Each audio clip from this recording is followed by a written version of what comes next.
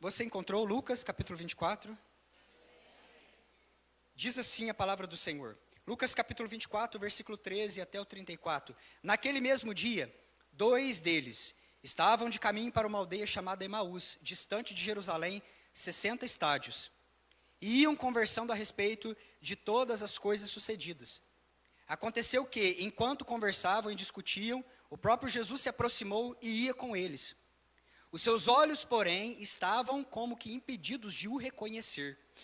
Então lhes perguntou Jesus: o que é isso que vos preocupa? E de que ides tratando à medida que caminhais? E eles pararam entristecidos.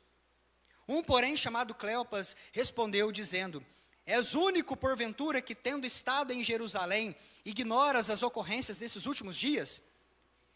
E ele lhes perguntou quais, e explicaram o que aconteceu a Jesus o Nazareno, que era varão profeta, poderoso em obras e palavras diante de Deus e de todo o povo.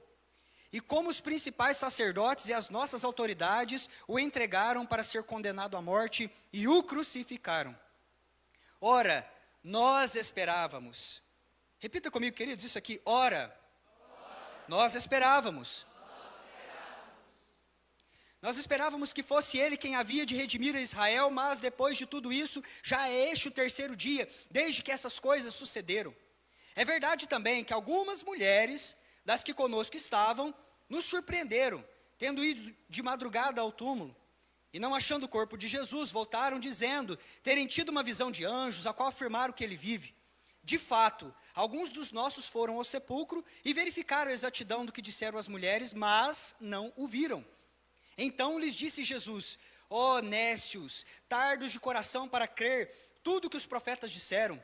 Porventura não convinha que o Cristo padecesse e entrasse na sua glória? E começando por Moisés, discorrendo por todos os profetas, expunha-lhes o que a seu respeito constava em todas as Escrituras. Quando se aproximaram da aldeia para onde iam, ele fez menção de passar adiante, mas eles o constrangeram, dizendo: fica conosco, porque é tarde, e o dia já declina, e entrou para ficar com eles. E aconteceu que quando estavam à mesa, tomando ele o pão, o abençoou, e tendo partido, lhes deu. Então se lhe abriram os olhos, e reconheceram, mas ele desapareceu da presença deles. E disseram um ao outro: porventura não ardia o coração, quando ele pelo caminho nos falava, quando nos expunha as Escrituras? E na mesma hora, levantando-se, voltaram para Jerusalém, onde acharam reunidos os 11 e outros com eles, os quais diziam: o Senhor ressuscitou, apareceu a Simão. E então os dois contaram o que lhes acontecera no caminho e como fora por eles reconhecido no partir do pão. E como fora por eles reconhecido no partir do pão. E como fora reconhecido por eles na comunhão da mesa. E como fora reconhecido por eles no lugar da presença. Aleluia, glória a Deus. Irmãos, Lucas capítulo 19, nós encontramos um tipo de igreja. Nós encontramos um tipo de gente, um tipo de discípulos. Nós encontramos um hall de membros que se reúne na porta da cidade. E ali em Lucas 19, está ali discípulos com ramos de folhas de palmeira na sua mão. Vestes, eles pegam as suas melhores capas, as suas melhores túnicas, e eles estendem no meio do caminho, porque Jesus está chegando em Jerusalém para a festa, e Jesus está chegando montado num jumentinho, cumprindo aquele ecoar daquela voz das profecias lá do Antigo Testamento, que dizia: o teu rei vem montado num filho de uma jumenta. E agora esses discípulos, essa igreja está toda ali na estrada, fazendo um corredor para receber Jesus com festa, dizendo: bendito é o rei que vem, bendito é o rei que vem, ele está chegando o nosso rei está entrando em Jerusalém. Então nós temos um tipo de igreja ali, uma igreja que festeja, uma igreja que celebra, uma igreja que está com uma expectativa por um rei que está entrando na cidade. Mas irmãos, tão logo você avança, e você passa um pouco as Escrituras, Lucas capítulo 23, termina com uma igreja preparando os seus perfumes para ungir o corpo de um defunto, para ungir um corpo de um rei morto, as mulheres estão ali temperando os seus perfumes para poder preparar, para poder, no outro dia, no sábado de manhã, banhar o corpo daquele que era o rei, de Lucas 19, e que a igreja tinha celebrado até poucos dias atrás, nos dias da festa. E agora nós encontramos uma igreja, num certo ponto, aqui em Lucas 19, mas também uma igreja entristecida, apática, escondida atrás das paredes, porque à medida que as mulheres choravam e misturavam os seus perfumes com as suas lágrimas para ungir o corpo morto de Jesus, os discípulos estavam a portas fechadas, estavam trancados com medo da circunstância que estava lá fora, medo dos romanos que estavam lá fora, medo dos judeus que estavam lá fora também querendo pegar a igreja e dilacerar a igreja de Cristo Jesus, porque mataram a Cristo, crucificaram a Jesus, e eles os encerraram ali num sepulcro, num túmulo, numa tumba que foi emprestada para ele. E nós vemos essa morte trágica, porque prenderam a Jesus, bateram em Jesus, judiaram de Jesus, perfuraram o seu lado, o condenaram numa cruz. A cruz, ela era, naquela época, a tortura mais vergonhosa, meus irmãos, era reservada para a pior espécie de criminoso que tinha. E foi esse tipo de tortura que reservaram para o nosso Cristo. E pegaram este homem, o Nazareno, o açoitaram, crucificaram, e ele expirou, ele morreu. E junto com Jesus, agora é enterrado a expectativa da igreja e o sonho de 3 anos. 3 anos a igreja acompanhando aquele homem. 3 anos a igreja sendo ministrada por aquele que se denominava para as pessoas o Filho de Deus. Foi uma tragédia muito grande, e agora nós encontramos essa igreja toda encolhida dentro de uma casa. Mas irmãos, eu quero que você olhe o que está acontecendo e desenrolando nesse tempo do silêncio, e no tempo a qual Jesus estava agora dentro da sepultura, e enquanto o Espírito Santo estava agindo, estava colocando em ordem todas as coisas, e estava cumprindo todas as profecias. Porque essa igreja de cabeça baixa, entristecida, com expectativa frustrada, é uma igreja, queridos, amedrontada, uma igreja que estendeu o tapete para Jesus em Lucas 19, por interesse, em benefício próprio. Você encontra essa igreja agora frustrada, não porque Jesus tinha morrido, não porque o Messias, o Rei dos Reis, estava sepultado. E você encontra essa igreja entristecida, não porque tinha perdido aquele que eles entenderam ser, de fato, o Filho de Deus, mas porque eles perderam o rei, porque eles perderam o político deles, porque eles perderam alguém que ia dar coisas para ele, ia oferecer. Olha para as Escrituras, a igreja que está entristecida porque Jesus morreu, é uma igreja que sepultou na sua expectativa o seu benefício próprio, o seu status. Era uma igreja que servia a si própria. Quando aqueles discípulos estavam gritando lá na estrada de Jerusalém, Hosana, bendito, o rei está chegando, estavam estendendo tapetes não para Jesus, estavam estendendo tapetes para si mesmo, estavam estendendo tapetes para o seu status, estavam estendendo tapetes para o seu próprio ego. Quem sabe Jesus me enxerga enquanto eu estou aqui, estendendo a minha túnica, ele de cima do jumentinho vai me ver, e vai perceber que eu estou aqui com a minha família fazendo algo, e quem sabe ele me dê algo, quem sabe ele me favorece, quem sabe ele se lembra de mim no reino dele, quem sabe eu não ganho talvez um cargo no reino político de Jesus, o rei dos judeus. Assim estava esse povo. E sabe, queridos, isso é uma realidade tão grande, porque a mesma igreja que estende tapete para Jesus com expectativa errada, lá num dia, quando ele está chegando, é a mesma igreja que na sexta-feira está clamando, crucifica, põe na cruz, leva para a cruz. A gente quer Barrabás, dá aqui no lugar dele o Barrabás, porque nós não queremos. É a mesma igreja, expectativa errada, só queriam o que Deus podia dar, não queria compromisso com a pessoa e com o reino que ele estava trazendo para a terra e estabelecendo. E agora ele está morto. Ele está morto, tem mulher temperando perfume em casa, com choro no meio, para poder ir lá no sábado de manhã, ungir o corpo morto de Jesus. Expectativa tudo frustrada e enterrada dentro de uma tumba, emprestada lá pelo José de Arimateia. E alguns deles, queridos, dão no pé, vão embora, falam aqui, ó, esse negócio agora acabou, 3 anos de sonho e tudo frustrado, vamos embora para as nossas velhas vidas, vamos pegar o caminho de volta para Emaús, vamos pegar o caminho de volta para a pesca.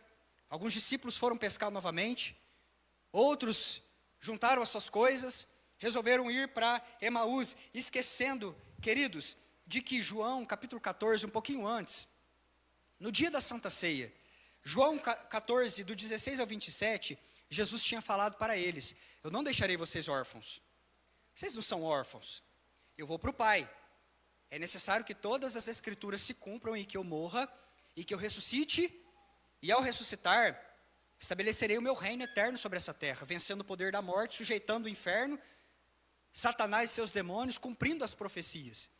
E agora Jesus, ele começa a partir o pão na mesa. Eu quero que você olhe para a mesa hoje, esse símbolo. O que acontece na mesa quando a gente está com Jesus na mesa? O que acontece quando a gente está... E a mesa é presença, é aliança, é comunhão com Ele. Qual o interesse de Jesus? Jesus tem, queridos, mais interesse nisso aqui do que em estrada cheia de ramo de palmeira. Estrada cheia de roupa que a gente possa colocar para Ele passar, interessado nas coisas que Ele possa fazer por nós. Jesus, Ele tem interesse daqueles que buscam a sua mesa e que se assentam com Ele, porque muitas das vezes a igreja que está estendendo o tapete e dizendo bendito é o nome daquele que vem, é a mesma que está dizendo logo ali, crucifica, quando a coisa aperta. Quando a coisa fica feia, a igreja espirra, a igreja dá um jeito de fugir. Assim estavam esses homens, eles se esqueceram, Jesus tinha falado para eles, eu não vou deixar vocês órfãos, vocês não vão ficar sozinhos. Filho tem casa, filho tem mesa. Irmãos, órfão, a característica do órfão é que ele não tem casa, não tem pertencimento. Satanás é um órfão e ele não tem casa. O que aconteceu quando ele chegou lá diante de Deus, lá em Jó?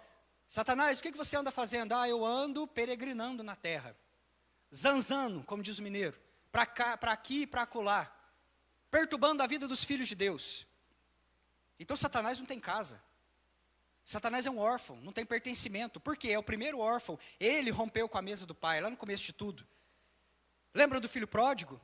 O filho pródigo também não tinha casa. Por quê? Porque estava lá chafurdando no meio dos porcos, até se lembrar que era filho. E quando se lembrou que era filho, ele lembrou que tinha mesa. Tem mesa me esperando. E na mesa tem pão, tem servo, tem anel, tem pai. Eu tenho uma casa. Mas ele só lembrou que tinha casa quando ele entendeu que ele era filho. E é assim. E Jesus falou, vocês, Filadélfia, vocês não são órfãos, vocês têm casa, vocês têm mesa, vocês têm presença, aliança. Satanás é um órfão, né, que saiu da posição de filho e que não tem casa, fica vagando por aí, tentando fazer com que as pessoas sejam iguais a ele, porque essa é a missão do inimigo, essa é a missão de Satanás, ele quer que todo mundo agora fique igual a ele, órfão, desconectado com a mesa. Mas Jesus é aquele que disse lá em João capítulo 14, que Ele estaria em nós. Ele começa a falar que Ele estaria em nós. Então não é um Espírito Santo que está só rodeando, queridos, Ele está dentro de nós. Ele está dentro de você. O Espírito Santo está dentro de você, te capacitando para esse propósito. É uma habitação dentro de nós. E agora os discípulos, eles saem pelo caminho que vai para Emaús, eles deixam o cenáculo, lá no cenáculo é o lugar da mesa, eles saem deste lugar de aliança, e o que acontece com o filho quando ele sai do lugar de aliança, queridos? O que acontece com o filho quando ele sai do lugar da mesa? O que acontece com o filho quando ele sai da casa? Aleluia! O que acontece com a igreja longe da presença? Primeiro ponto, é uma igreja envolvida nas futilidades da terra. Uma igreja que está com os olhos no natural. Preste atenção nisso. Filadélfia, você foi chamado para viver no nível do sobrenatural. Sobrenatural. É por isso que às vezes você enfrenta tanta coisa e você não entende. Deus quer fazer você romper. Deus quer fazer você voar. Queridos, Deus quer fazer com que coisas extraordinárias aconteçam na tua vida. É por isso que você não pode ficar olhando para baixo, para coisa que é natural, para aquilo que você consegue tocar. Porque as coisas da fé são coisas sobrenaturais, se alcança mediante a fé. Aleluia! Esta igreja, uma igreja que gosta de estender capa para Jesus, para bajular Jesus, para conseguir alguma coisa dele. Essa igreja que abandona a mesa, quando a expectativa fica frustrada, quando aquilo que a igreja queria não acontece, ela dá no pé. É dessa igreja que nós estamos falando, que abandona o cenáculo, que abandona a mesa. É uma igreja que tende a olhar somente para as futilidades dessa terra. Por quê? Porque eles estão caminhando agora e conversando. Era ele que haveria de remir a Israel. Jesus era o nosso político salvador. Jesus era aquele que ia entrar no jumentinho, ia subir até o quartel de Roma, destruir os romanos, estender a bandeira em Jerusalém, restaurar a glória, se assentar rei poderoso, nomear os seus ministros, os discípulos. Tinha até briga no meio dos discípulos para saber quem que ia ser o mais querido, o mais especial. De repente Jesus não faz nada disso. Jesus chega no jumentinho, vai para a casa dele, para o templo. Mete o pé nas mesas todas, queridos. Vira as mesas, chuta, pega o chicote, bate ali e fala: a minha casa será chamada casa de oração. A minha casa será chamada casa de oração. Uma igreja para as nações. Aleluia. E Jesus começa a virar a mesa. Mesa que ele jamais se sentaria. E ele começa a virar. E ele purifica o lugar da adoração. E era disso que Jesus está falando. Jesus está falando: o meu compromisso é com o meu reino. Reino eterno. Reino imutável. Aleluia. E aqui a igreja está com os olhos no natural, brigando por poder. Lucas capítulo 19, versículo 46 a 48. Os discípulos estão, queridos, assim, a ponto de socar uns aos outros, para saber quem era o maior. Olha o pensamento das criaturas. Jesus está ali, falando do reino, e os discípulos estão lá. Não, mas eu sou melhor que você. Não, mas eu acho que é você que é melhor que eu. E aí começa a cachorrada, brigando. Os irmãos, na presença de Jesus. Jesus, queridos, eu fico imaginando, isso é licença poética, que Jesus, assentado onde ele estava, fez do seu colo uma mesa de família. Chama uma criança, coloca na mesa, coloca no braço, coloca no colo. E fala: eu vou mostrar para vocês de fato quem é o maior no reino. Vou ensinar para vocês quem é o maior no reino. E ele coloca uma criança junto da presença. Porque o lugar, queridos, o lugar mais seguro dessa terra para nós estarmos é junto da presença. É no lugar da mesa. É lugar de filho. O lugar onde o filho deve estar é nos braços do seu pai. E é por isso que a criança agora aqui, ela é a tipificação daquele que é o maior no reino dos céus. Por quê? Queridos, você quer ser o maior? Você quer chegar no topo? Você quer vencer? Quer ter o lugar de proeminência, o lugar maior desse mundo? Ah, queridos, vou ensinar para você, esse lugar é o lugar da presença. Esse lugar é o colo do Pai. Esse é o lugar, queridos, porque muitas das vezes, homens como Paulo, refutaram todos os seus títulos, jogaram fora todos os seus cargos e as glórias humanas para perseguir este lugar. Dizendo: eu refuto tudo, isso é refúgio, isso não é nada, faculdade, título, doutorado, aprendi aos pés de Gamaliel, era homem, fariseu de fariseus, da tribo de Benjamim, isso tudo não é nada, sabe por quê? Porque eu sei onde é o maior lugar do universo, é o colo do Pai, é o lugar da presença, é para lá que eu estou indo, eu estou abrindo as minhas asas de águia, porque Paulo era águia, queridos, ele voa para a presença do Pai. Esse é o lugar maior onde nós podemos chegar, os braços do nosso Pai, o colo do nosso Deus.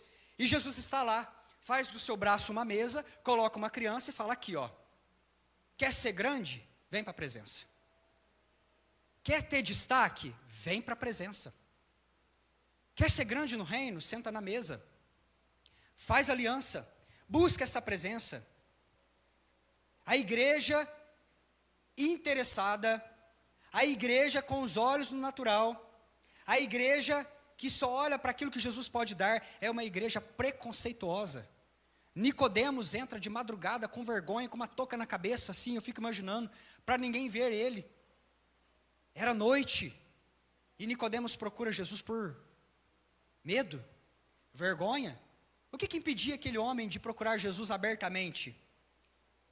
E Nicodemos agora vai ver Jesus em segredo. Vergonha. Mas eu tenho vergonha de falar de Jesus. Eu tenho vergonha de levar o nome. Eu tenho vergonha de dizer que eu sirvo a Ele. Eu tenho vergonha de orar pelas pessoas. Eu tenho vergonha de convidar. Eu tenho vergonha de evangelizar. Uma igreja que tem vergonha, que é envolta em preconceitos. Uma igreja que briga entre si. Uma igreja, queridos, que trai uns aos outros. Essa é uma igreja que está com os olhos no natural, na coisa da terra. Por quê? Porque está sempre olhando para as mãos de Jesus e aquilo que Jesus pode dar. Deixa eu fazer uma consideração, isso é necessário. Isso é uma consideração paterna, queridos. Ouça o que o Espírito Santo de Deus diz à igreja. A partir do momento em que nós sentarmos nessa mesa, onde o Pai é o Pai, onde a mesa é a mesa do Pai, é Ele que serve as porções, Ele é o rei dessa mesa, e nós começarmos a escolher os irmãos que sentam nessa mesa, então nós fracassamos na nossa missão como igreja de Cristo Jesus. Escolher, esse senta, esse não senta, esse entra na igreja, esse não, esse a gente aceita, esse a gente acolhe, aquele outro a gente torce o nariz e deixa para lá. A partir desse momento, queridos, nós deixamos de ser igreja. Sabe por quê? Porque as pessoas que estão lá fora, elas precisam ouvir a boa notícia do Evangelho. Qual é a boa notícia do Evangelho?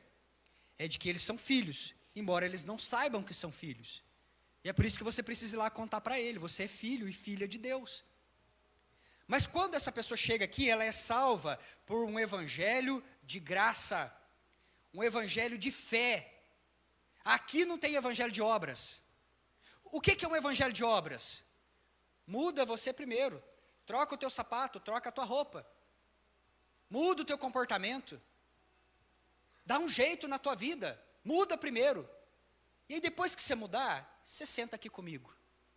Esse é o tipo de igreja, com olhos no natural, igreja que estende manto na frente de Jesus, mas é a mesma que vai gritar, crucifica lá na sexta-feira. Vocês estão entendendo, igreja? Nós não podemos ser esse tipo de pessoa, que fica aqui sentado, com cara de fariseu, postura de fariseu, roupa de fariseu, e esperando as pessoas mudarem para a gente estender a mão e cumprimentar com graça e paz, esperando as pessoas mudarem para a gente chamar para a mesa, esperando as pessoas tomarem postura para a gente cumprimentá-las na rua, porque a gente tem vergonha de ser visto com elas. Ou vou trocar de passeio, porque lá vem aquele irmão que está frequentando a minha igreja, eu tenho vergonha de ser visto na presença deste homem e dessa mulher, vou cair fora. Isso é o evangelho de obras. Sabe por quê? O que nós estamos sinalizando quando a gente faz isso? Que a pessoa primeiro precisa mudar com a força dela, com o braço dela, embora ela está chegando, ela precisa de pão, ela precisa de graça, ela precisa de acolhimento, ela precisa de palavra, de apacento, e nós estamos falando que ela tem que se virar sozinha nas obras dela, para depois então ela ser chamada e admitida como filho e filha na mesa. Mas o evangelho de Cristo Jesus não é assim. O evangelho de Cristo Jesus é um evangelho de fé, é um evangelho de graça, onde os pecadores vêm, eles aceitam, queridos, isso é teologia, isso é Bíblia, isso é Escritura, isso é poder do Espírito Santo de Deus. E quando você chega diante da cruz, querido, como aquele peregrino, os fardos caem, é lá diante da cruz, e dia após dia, em conjunto com uma igreja em unidade, nós vemos o evangelho da graça, de graça, concedendo a nós poder capacitador para nós vencermos e sermos a cada dia mais e mais a imagem e a semelhança de Cristo Jesus. Aleluia! Esse é o perfil de igreja Filadélfia. Igreja santa, igreja missionária, igreja que estende a mão. Você não vai negar mais a tua mão para dizer graça e paz, queridos. Você não vai mais trocar de calçada quando você ver aquela pessoa. E você vai fechar a tua boca. E você vai defender a tua família. Você vai defender a tua igreja. Você vai defender a tua igreja na tua empresa. Você vai defender a tua igreja na faculdade. Você não vai se assentar mais à roda dos escarnecedores para zombar dos teus irmãos. Está aqui, é teu irmão, é a tua irmã. Jesus comprou com o sangue dele. Jesus comprou com o sangue dele. Quem você pensa que é para ir contra a cruz de Cristo, o sacrifício de Cristo? É aquele que hoje está glorificado, assentado no mais alto e sublime trono, queridos. Quem nós pensamos? Mas quem é que nós pensamos? Porque esse tipo de igreja estava nessa posição. nesse patamar. Uma igreja que está ali assentada, preparando banquete para Jesus, festa para Jesus, congresso para Jesus, conferência e acampamento para Jesus. Uma igreja que está sentada ali preparando banquete, e tem festa, e tem farra, e tem comida. Mas de repente entra uma para banhar os pés do Senhor com as suas lágrimas e secar com o seu cabelo. E a igreja está de braço cruzado. Ah, se Jesus soubesse quem é essa. Igreja de obras, onde está a fé da igreja, onde está a graça? Onde está a graça nesse contexto? E Jesus olha para aquele fariseu e diz: eu entrei na tua casa, você nunca me beijou, você nunca se curvou aos meus pés, você não lavou os meus pés, mas essa mulher, desde que eu estou aqui, não cessa de lavar os meus pés com a sua adoração, não para de banhar os meus pés com a sua adoração e secar com os seus cabelos. E Jesus mostra a glória do evangelho da graça, queridos, graça sobre graça, graça sobre graça. Isso transforma a igreja. Isso faz com que nós sejamos um ambiente de acolhimento, onde o pecador vem, ele é transformado, porco fica lá fora, porque pródigo entra e porco tem que ficar. Queridos, essa igreja não vai tolerar pecado de jeito nenhum, e nós vamos condenar, expor, falar, e nós vamos, de fato, confrontar sim. Então o pródigo entra e os leitões ficam lá fora, no chiqueiro, porque pródigo senta na mesa, ao entender que de fato ele é filho. Mas é uma igreja que entende o poder da fé e do evangelho da graça. Aleluia. Irmãos, nós fomos chamados para o sobrenatural. E esse sobrenatural é traçado num caminho de graça sobre graça. Graça sobre graça. Nós não podemos ficar com os olhos no natural, olhos que não reconhecem a Jesus. O que eu estou falando? De uma igreja que não queima, uma igreja sem o Espírito Santo, uma igreja longe do cenáculo, é uma igreja longe do lugar da presença. Romanos capítulo 15, versículo 13 diz que o Deus da esperança o encha de toda alegria e paz, por sua confiança nele, para que vocês transbordem de esperança pelo poder do Espírito Santo. O poder do Espírito Santo é o que concede esperança para a igreja, e na esperança existe alegria. Então nós precisamos queimar por Jesus, ansiar pela mesa e pela presença dele, porque é no colo de Jesus que a gente tem esperança, é na presença dele que a gente tem esperança, meus irmãos. Sem a presença, olha os discípulos no caminho de Emaús, eles estão caminhando entristecidos, uma tristeza tomou o coração deles, porque eles, a cada passo que eles davam em direção ao natural, que era a aldeia de Emaús, eles deixavam para trás o sobrenatural, que era a mesa de Jerusalém, do cenáculo. Eles iam deixando a presença, o colo de Jesus para trás, e eles iam avançando para o natural, e aí você tende a viver o natural, enxerga os problemas financeiros na perspectiva do natural, e aí vê o casamento na perspectiva do natural, começa a tratar os filhos com o olhar natural, e a gente vai vivendo uma vida limitada ao natural, e no natural é dor em cima de dor, porque por força de braço a gente não vence nada nessa vida. Nós precisamos voltar para Jerusalém, precisamos voltar para o cenáculo, precisamos voltar para o lugar da esperança, e o lugar da esperança é o lugar do poder do Espírito Santo de Deus. Aleluia. É por isso que o Espírito Santo, um dos símbolos dele é o vinho, e o vinho, ele traz alegria ao ser humano. O ser humano, ele quando toma muito vinho, ele fica embriagado, ele começa a rir, e ele então se solta ali, por quê? Porque ele se embriagou. E aí vem agora o apóstolo e diz: olha, não se encham das coisas naturais, não vos embriagueis com vinho, mas enchei-vos do Espírito, enchei-vos do Espírito, enchei-vos do Espírito, porque o Espírito Santo concede esperança e alegria para a igreja. Irmãos, uma igreja cheia do Espírito Santo não tem nada que para, é uma igreja imparável. Por quê? Porque nós temos alegria, contentamento. Tem problema, a gente está feliz. Tem dor, a gente está feliz, porque no dia da adversidade o que os cristãos fazem é cantar, e eles cantam, eles louvam até o canto deles sair para cima do vale e atingir os céus, e assim a gente vai marchando, né?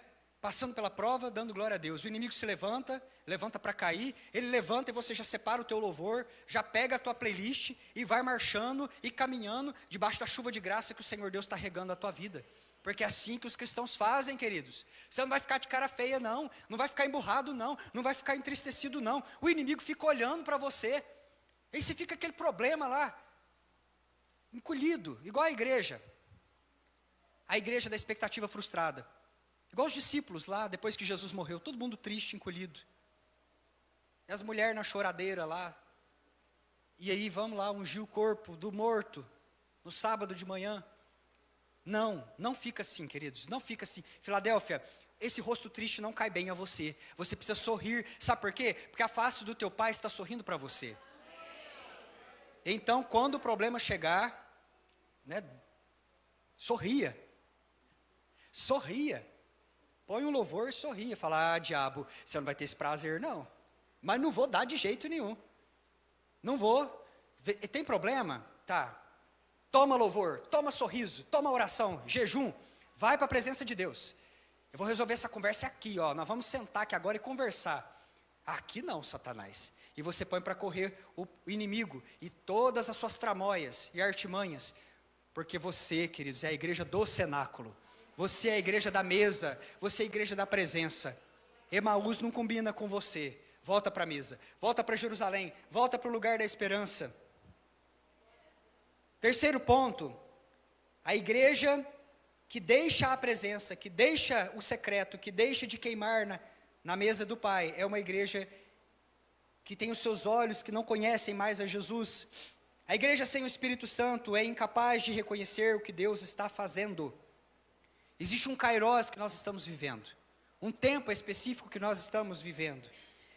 E às vezes a igreja pode perder o olhar e a direção para frente se ficar apegada ao passado. Lembra de Abraão? Deus fala, Abraão, sobe o monte e sacrifica o filho. Ele tinha uma direção para hoje. Ele sobe o monte. Alguns dias se passam. Só que quando ele chega no monte, prepara o altar, a direção de Deus para aquele momento é outra. E ele precisa ouvir. E ele levanta o cutelo e Deus fala, não, Abraão, a direção para hoje não é essa. A direção para hoje é você olhar o cordeiro substituto que eu estou colocando no altar. Ele veio. Ele vai substituir os pecadores lá na cruz do Calvário. E Abraão entendeu, falou, Deus, então era o teste de fé. Deus, entendi a lição. Isso aqui é um tipo. Porque Abraão olhou e entendeu, falou, tá, o altar é o Calvário, o Isaac, somos nós. Existe uma entrega, e de repente vem o cordeiro substituto, está ali, é inocente, pegou o cordeiro, trouxe, colocou no lugar do Isaac, houve o mistério das vidas trocadas. Abraão entendeu. Ele viu pela fé o que aconteceria lá no Calvário, quando Jesus viria a fazer essa troca no nosso lugar. E nós agora, o Isaac pecaminoso, que deveria morrer na cruz, agora não mais morreríamos, mas o cordeiro substituto subiria lá na cruz no nosso lugar. E assim nós teríamos vida. Aleluia, porque Isaac, o símbolo do nome dele é aquele que sorri. É aquele que sorri, é aquele que se alegra. Então a igreja tem que ficar atenta, porque esses discípulos estavam assim, olhos fechados. Jesus estava na frente deles. Você já parou para pensar nessa situação? Uma pessoa que você conviveu 3 anos, de repente você está tão entristecido que você não consegue reconhecer uma pessoa de 3 anos de convívio. Que nível de tristeza era esse que tomou a igreja? Que nível de cegueira era essa que tomou a igreja naquele caminho para Emaús? Jesus estava ali, do lado deles. Será que eles não viram a mão furada? Será que eles não olharam, para o rosto dele, a face, os olhos dele, que são como chama de fogo, aquelas experiências que já tiveram com Jesus?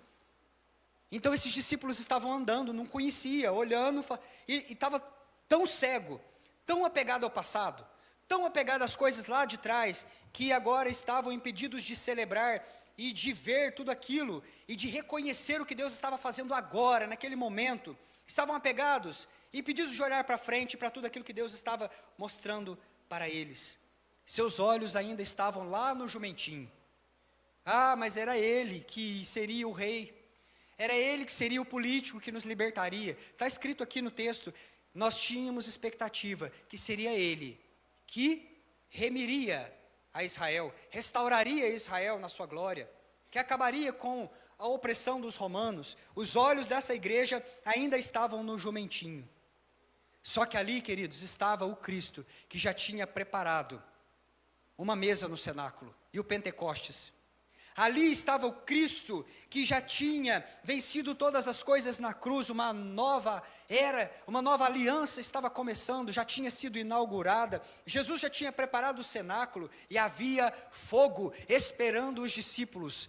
Havia fogo esperando os discípulos lá no cenáculo, porque 10 dias depois, eles estavam reunidos no mesmo lugar, em unidade de propósito, e de repente ouviu do céu um vento veemente e impetuoso que encheu toda aquela casa. Eles estavam assentados e eles começaram a falar em novas línguas, línguas repartidas como de fogo. Já havia fogo preparado para os discípulos, naquele momento, reservado para 10 dias logo ali, mas os discípulos ainda estavam apegados ao passado. E assim, nesse ponto agora, esses discípulos estão aqui. Eles estão nessa encruzilhada. E agora Jesus faz menção, como que se fosse sair para ir adiante. E eles falam, Senhor, fica conosco. Tem até aquela canção, né? Fica conosco, já se faz tarde. Não vou cantar não. E assim, ele entra e se assenta na mesa. E ali eles se assentam na mesa. É muito importante você entender que quando o judeu senta na mesa, então ele está concordando. Então ele tem aliança. Então ali há um propósito, há unidade. Irmãos, esse versículo é muito importante nesse momento. Porque Jesus faz a menção, como se fosse embora, e os discípulos falam, não, entra na nossa casa, Senhor. Entra na nossa família. Entra na nossa igreja, Pai, senta conosco na mesa. Quando esses dois chamam para a mesa, isso aqui é um rompimento. Isso aqui está acontecendo um avivamento. Eles estão com o coração ardendo, queimando pela presença. Fala, algo sobrenatural está rompendo. Porventura vocês não estão percebendo? Estou fazendo uma coisa nova no meio de vocês, diz o Senhor. E assim eles percebem, tem algo novo, tem nuvem em cima de nós, vem chuva temporã sobre esta família. E assim eles convidam Jesus para a mesa. Quando Jesus se assenta na mesa, eles estão em concordância com Jesus, eles estão em aliança. Judeus resolviam suas transações comerciais na mesa. Judeus adotavam assentado à mesa. Judeus decidiam destinos de família em casamento na mesa. Judeus honravam uns aos outros na mesa. Judeus se assentavam na mesa para tratar de coisa importante, de unidade, de presença, de chamar para perto. E agora, o que esses discípulos estão fazendo? Eles estão correndo para os braços do Pai nesse momento, quando eles estão chamando Jesus para sentar com eles na mesa. Concordância, aliança e pacto. Eles estão acessando a presença. E de repente Jesus pega o pão, Jesus parte o pão e entrega. Então os olhos deles se abrem. Aleluia. Queridos, os olhos deles se abrem e eles veem, é Ele. É Ele. É Jesus, Ele está conosco. Os olhos deles se abrem e eles veem o Cristo diante deles. E Jesus agora desaparece e some. E eles falam, é Ele, vamos voltar para Jerusalém, vamos voltar para o nosso propósito, vamos voltar para o secreto é o nosso lugar, a mesa de Deus é o nosso lugar. Por que nós estamos vivendo como órfãos, perseguindo o sobrenatural? Por que a gente está gastando tempo da nossa vida, com título de crente, carteirinha de membro da Filadélfia, e vivendo uma vida dessa, uma vida triste, uma vida amarrada, olhos cegos, não reconhece o que Deus está fazendo? Uma vida caminhando de volta para os velhos propósitos, de volta para Emaús, de volta para aqueles barcos encalhados no cais, lavando rede que não tem peixe. E esses discípulos falam, nosso lugar é da presença. O nosso lugar é no sobrenatural. Nós somos filhos, e filhos têm casa, filhos têm mesa, filhos têm presença, filhos têm colo de pai, e nós queremos esta presença. Ah, queridos, somente o Espírito Santo de Deus, somente a presença do Espírito Santo de Deus, revelada na comunhão, impulsionará a igreja a se levantar. A igreja vai morrer sem o Espírito Santo. A igreja vai falhar sem o Espírito Santo. Mas, queridos, com o Espírito Santo de Deus, nós vamos voar voos de águia. Voos de águia, porque você tem casa. Aleluia, olha, dá essa boa notícia com um sorriso nos teus lábios para a pessoa, para o teu familiar, esse irmão que está do seu lado, e diga para ele e para ela assim, você não é órfão, você tem um lar, o teu lar é repleto de presença. Aleluia, aleluia, glória a Deus. Eles se levantaram naquele momento. já estava anoitecendo. Eles não ficaram com medo da noite, não tiveram medo da noite. Falaram assim, nossa, e se a gente voltar para Jerusalém agora, é ladrão, é bicho no meio da estrada, né? Não, levantaram naquele momento, cheios do Espírito Santo, porque o Espírito Santo, queridos, ele tira o medo. O Espírito Santo torna para nós aquilo que é impossível e impossível. Tudo aquilo que era impossibilidade, você olha e fala, não, é possível para mim porque eu creio, é possível para mim porque eu sou filho, é possível para mim porque Deus está nesse negócio. Uma igreja cheia da unção do Espírito Santo, é capaz de considerar o reino acima das suas prioridades, é uma igreja que é capaz de morrer pelo reino. Porque foi o que aconteceu com esses discípulos, eles deram a vida. Logo depois começou Pentecostes, evangelismo, conversão de almas, pessoas sendo curadas, ministradas, perseguição, mártires, eles morreram. Eles foram até as últimas consequências desse amor. Eles sustentaram. E você, Filadélfia, é chamada como uma igreja para as nações. Uma igreja enviada para as nações, uma igreja com visão de águia. A igreja apostólica incendiou o mundo daquela época. 12 discípulos queimaram o mundo inteiro com a presença do Espírito Santo. Hoje nós estamos aqui, numa comunidade de santos, porque você é santificado e perdoado por Jesus. Filho de Deus, você tem mesa, você tem pai, você tem casa, você tem família. Esses são os seus irmãos. Nós estamos aqui muito mais que 12 pessoas. Queridos, existe fogo para nós espalharmos nessa terra. Sabe por quê? O avivamento não começa quando o fogo pega. O avivamento começa quando o fogo espalha. Frase do pastor Carlito. Então espalhe esse fogo por onde quer que você passar. Espalhe essa chama onde você pisar, queridos. Voe como águia. Clame pela presença. Sabe, estas águias pousaram as nações e incendiaram o mundo desse propósito. Uma igreja que encontrou na mesa o seu lugar. Emaús não fica bem para você, Filadélfia. Emaús não fica bem para você. Não é hora de voltar para as velhas práticas. Não é hora de voltar para a velha vida. Você tem mesa, você tem pai, você tem presença.